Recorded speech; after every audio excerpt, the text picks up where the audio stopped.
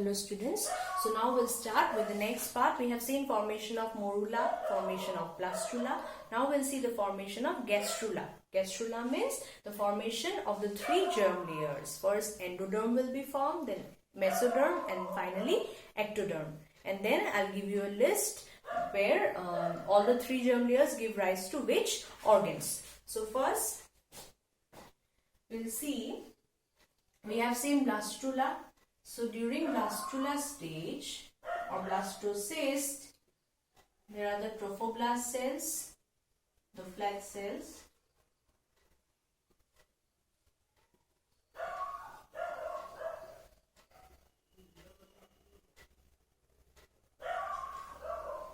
the trophoblast cells will be there. There will be the endometrium lining, there will be the chorionic villi. This is the embryonal knob, the cells.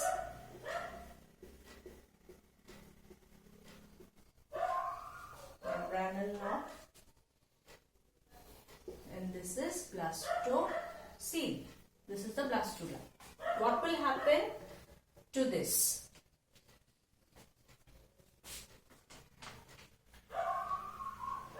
So first, again we'll draw the trophoblast layer.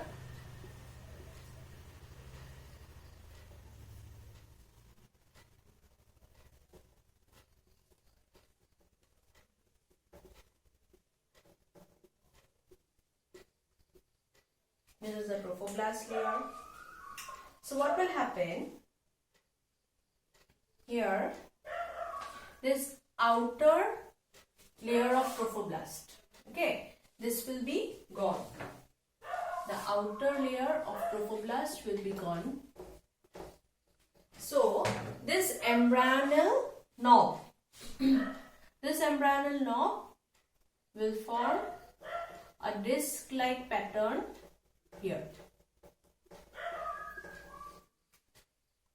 This will form a disc-like pattern here. This will come upwards. Okay. This embryonal knob will come upwards and form a disc-like pattern here. So this upper cells are columnar cells. These are cuboidal cells. So the columnar cells are called epiblast and the cells below are called hypoblast.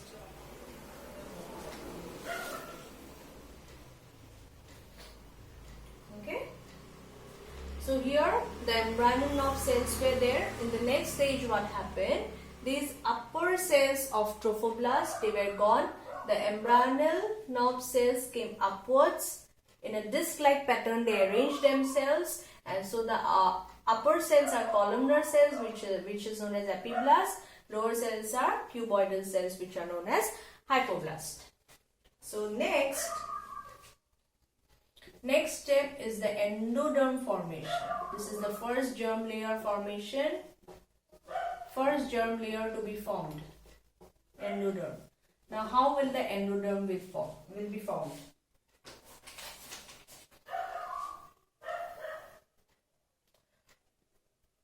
So we have these trophoblast cells.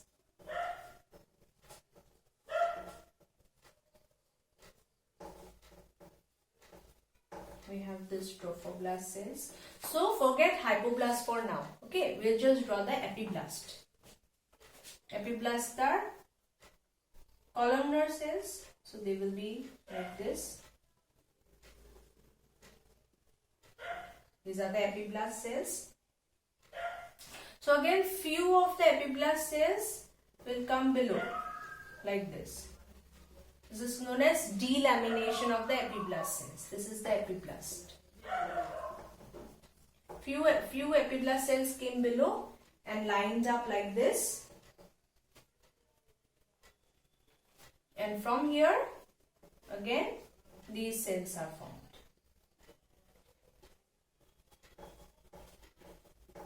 These cells are formed. So delamination of epiblast cells occur, and then this endoderm is formed. This is the endoderm.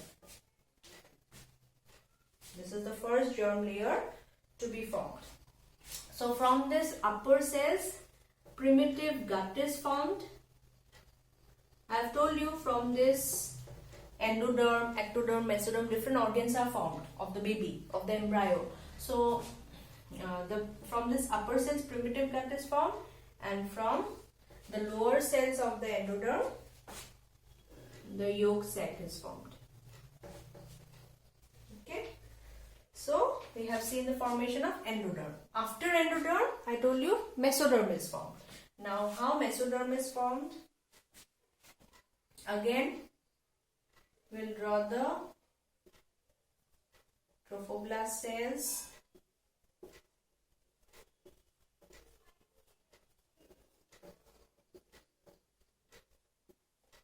columnar cells, the epiblast.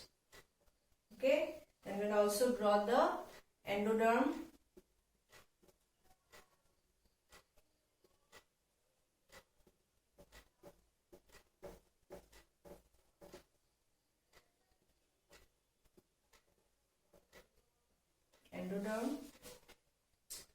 then again this is epiblast. Cells from this lower end of the epiblast will start dividing like this and they detach. These cells are known as mesoderm.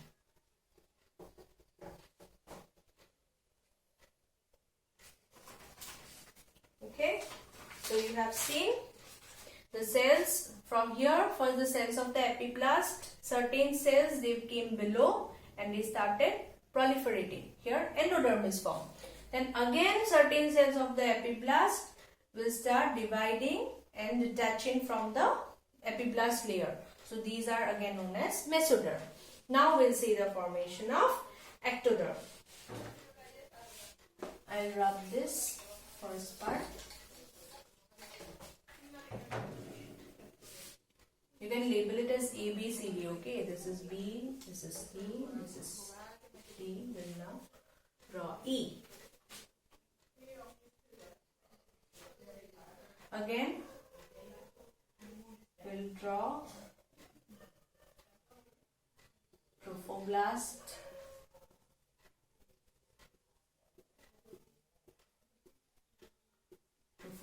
layer, epiblast layer,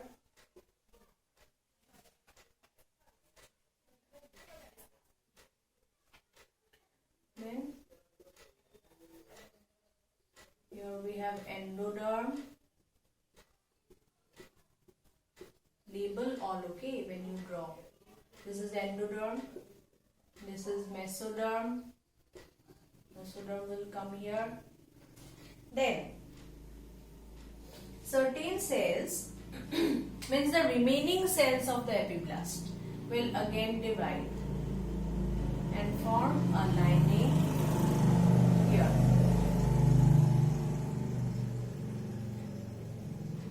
Will form a line between the endoderm and the trophoblast.